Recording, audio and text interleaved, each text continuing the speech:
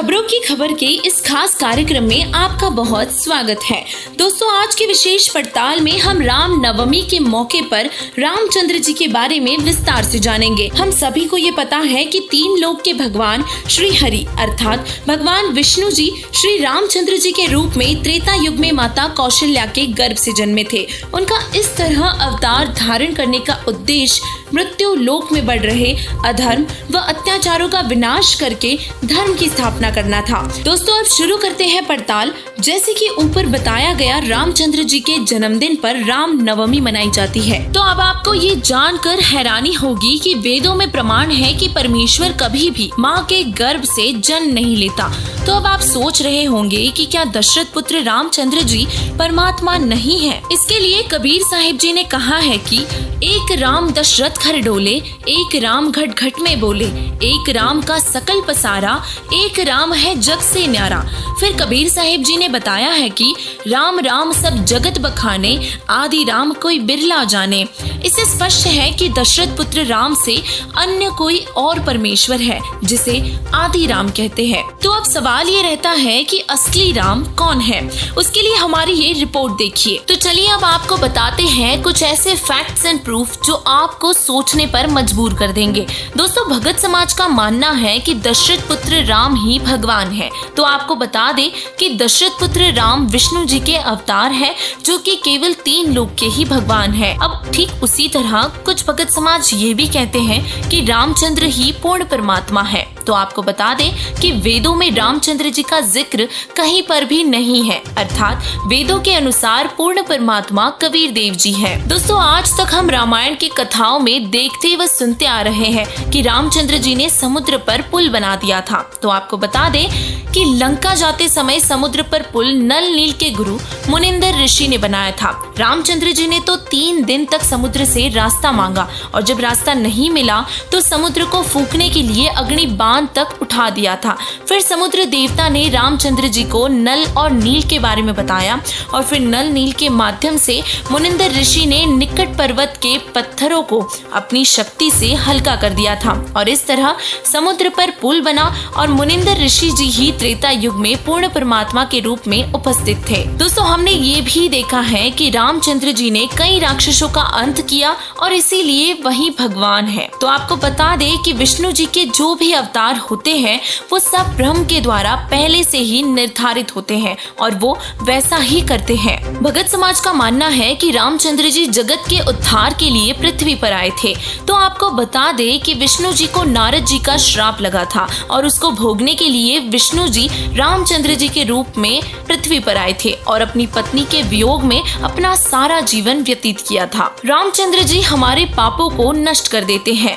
रामचंद्र जी अपने स्वयं के पापों को भी नष्ट नहीं कर सकते।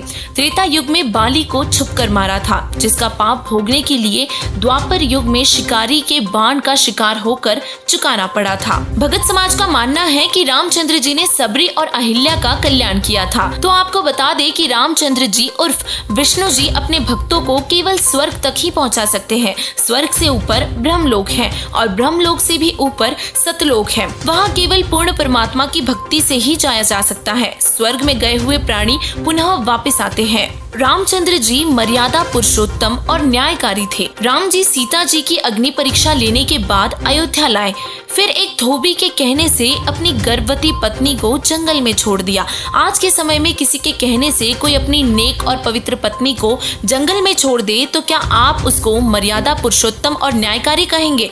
आप खुद सोचिए। दोस्तों, ऊपर बताए गए फैक्ट्स एंड प्रूफ से आप समझ ही गए होंगे कि भगवान राम पूर्ण परमात्मा नहीं है और न हमारे दुखों का समापन कर सकते हैं। तो अब सवाल ये आता है कि क्या पूर्ण परमात्मा हमारे सभी कष्टों का निवारण कर सकता है और हमें मोक्ष प्रदान कर सकता है?